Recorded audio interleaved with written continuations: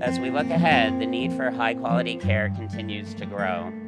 It's no secret that we're in the midst of a healthcare crisis here in Vermont and across the country. We're entering into a hard time for healthcare. We're expecting more Vermonters to be uninsured. Dr. Rowe had a saying, "Anyone who needs to be seen will be seen." There's something truly special about walking into a place where the staff knows your name, remembers your story, and welcomes your family like their own. Healthcare is a human right, period. When we speak of legacy, we honor Dr. Harry and Mary Rowe. For decades, their Wells River Clinic stood as a beacon of care, compassion, and community. We're proud to contribute to the continued mission of this facility, to expand access, enhance services, or simply make someone's day a little brighter. Little Rivers is part of a network in Vermont serving 1 in 3 Vermonters across the state, ensuring that Vermonters will get needed access to care at affordable prices. Whether it's helping someone get insurance, housing, food, learn tools to work on your anxiety or your eating disorder. Behavioral health services, substance use disorder services, and now dental services. This vision includes 2 transformative projects: the Whitney Rowe expansion and renovation, adding space and technology to meet the rising demand for primary care and behavioral health, and the construction of a new Main Street Dental and Health Access Center, which will fill one of our region's greatest gaps by providing comprehensive dental care.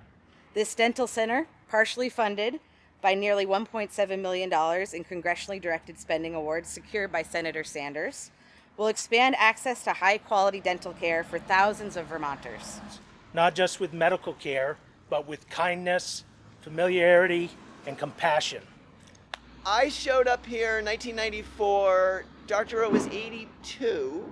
Early on, we went over to Grafton County Nursing Home to round on patients.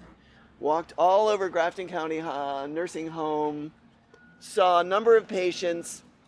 As we were walking up or down one of the stairwells, I turned to Dr. Rowe and I said, "You're clearly on the ball. I don't think you need to retire." And he looked at me and he says, "I have no intentions of retiring." And he went on another 15 or so years working with us. It's wonderful to see that we're able to extend access to care in a community such as Wells River. Together, we are ensuring that every person in our region has access to respectful, comprehensive health care, regardless of their ability to pay. When our employees are healthy and cared for, and when families feel supported, we all succeed. This is your health center, your community, and your legacy. Thank you. We welcome you to tour here in the dental clinic. So this is where patients are going to walk in. So there'll be multiple chairs along all the walls here for people to sit. This is reception. We'll be able to accommodate a couple different staff members at the site. This is the first patient operatory, so it has the double doors just to make really easily accessible, especially for a dentist and an assistant to work in and out. We have a little cove down there for a panoramic x-ray machine. We have a designated room for sterilization, so all of our autoclaves, everything involving that will be in there. This right here is going to be our lab, so we'll be able to have all of our equipment here for dentures, partials, crowns, any lab work that kind of can be made in-house. Following this treatment room, we have 3 more treatment rooms down on this wing.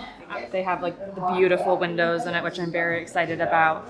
And next door, we welcome you and we can take you inside the expansion. Essentially, it's just under 2,000 square feet of exam rooms. They're all set up identical. They're all about 10 by 12. This will more than double the exam rooms that they have.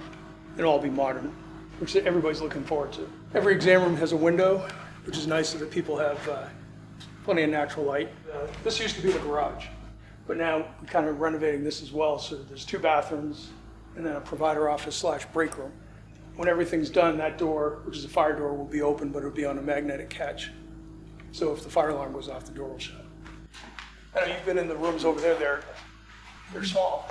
Hi, are you guys interested in hearing about the food pharmacy? It actually started with Maureen Boardman, who recognized during COVID that her patients were really struggling with food access. And she was picking up food in the back of her little station wagon car and bringing it to patients. From that moment, she said that we needed a van. We finally found a partnership with Hannaford's, which has been amazing, and they have donated this van for us. And we got this wonderful logo created by our Elijah Renner, who's a high school student. I will now be using this van to deliver food to our different clinics.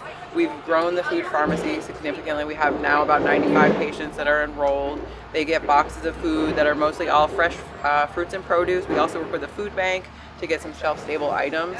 We really want to set ourselves apart as not being another food shelf, but that we're coming from a sort of a health, care perspective, and that we're working with our patients on their healthcare needs. We work with a registered dietitian, so those boxes are all overviewed and previewed by her to make sure that they meet the health conditions of our patients. We do work out of the Bradford Congregational Church, which is another great partnership. Every Friday we take over that space and put all this food together for our patients.